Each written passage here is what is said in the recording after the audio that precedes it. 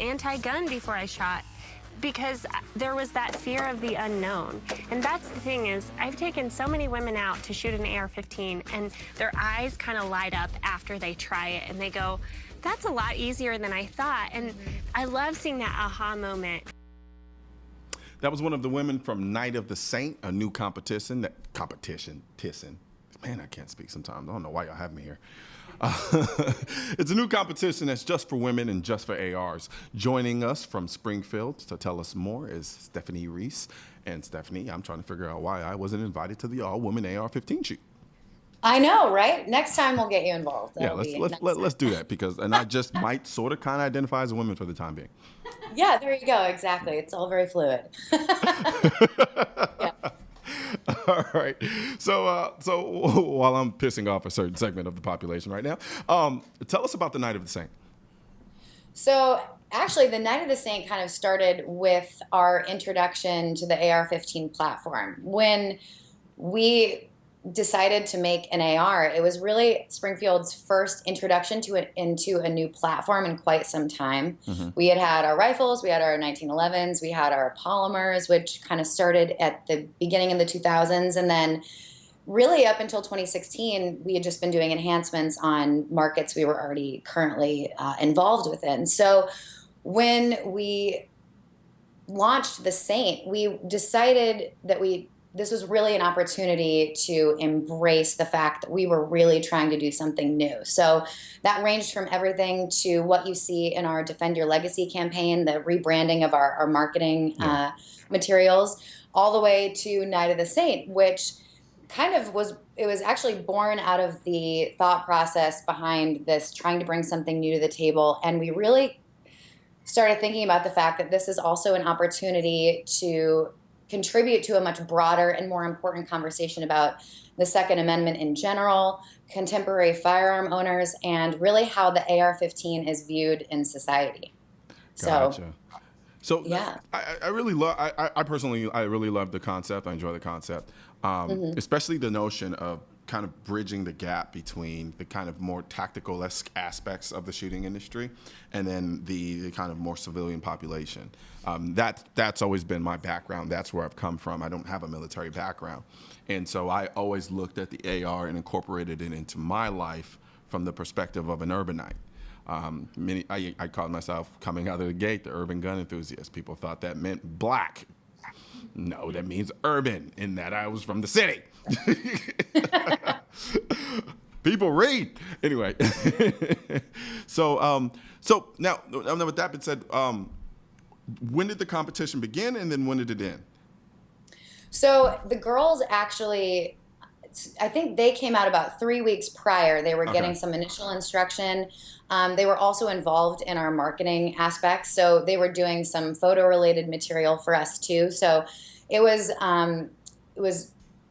a very fluid 3-week period. Gotcha. Where at the beginning it was very brief instruction, and then Eric Frohart came in from Blue Corps Shooting Center in Denver, an amazing trainer. I recently met Fro and trained with him myself, and I would have to agree with you. Yes. Yeah. Oh yeah, he trained me for a few days. I can't say enough amazing things. He's truly talented. But he trained the girls for, I believe it was 3 days. Mm-hmm. It was 3 days. Okay. So.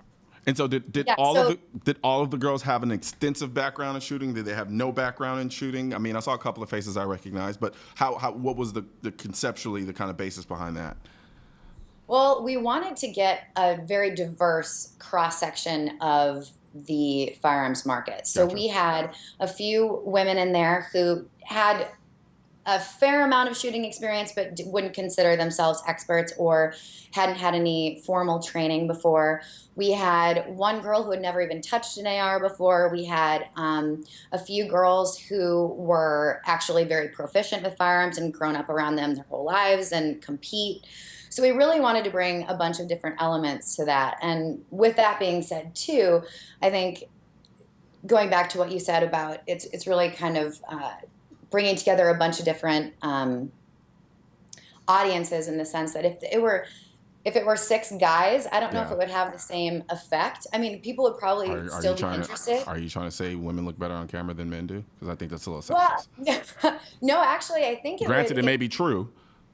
Well, I just think that with women on camera, it's more of a conversation starter. You don't necessarily Yeah. consider women to be gun runners.